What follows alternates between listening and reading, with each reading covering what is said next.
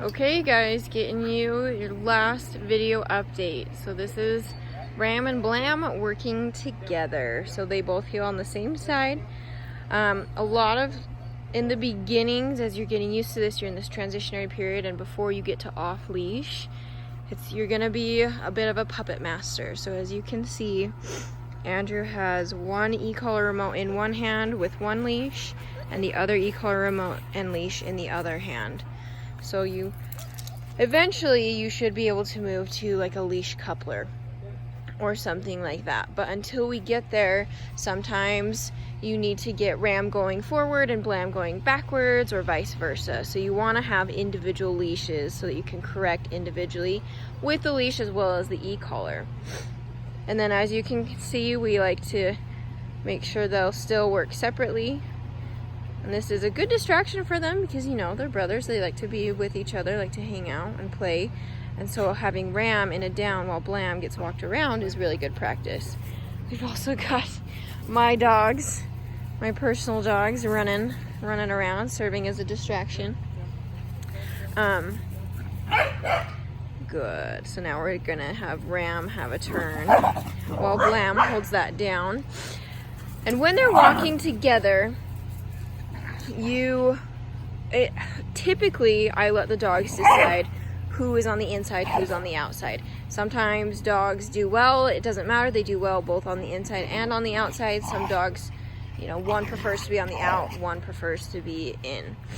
For Ram and Blam, it doesn't super matter. They are dogs that can do either. Ram can be on the inside and outside, same thing with Blam.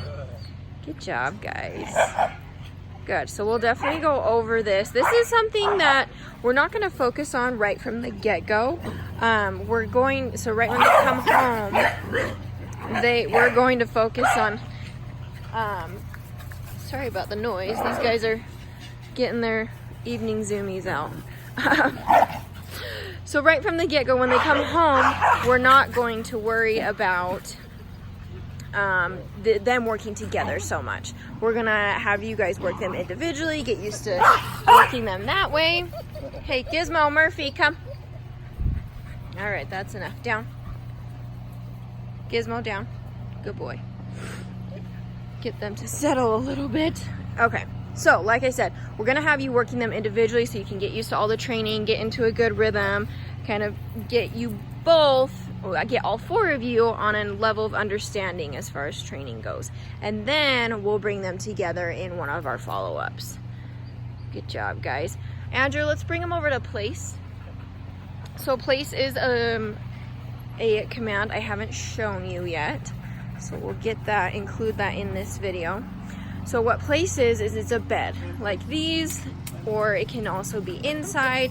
We have place beds kind of everywhere. And basically what it is, it's an implied stay. And they know, I tell you place, you get on this bed and you stay there until further notice. So just like our sit or down, it's an implied stay.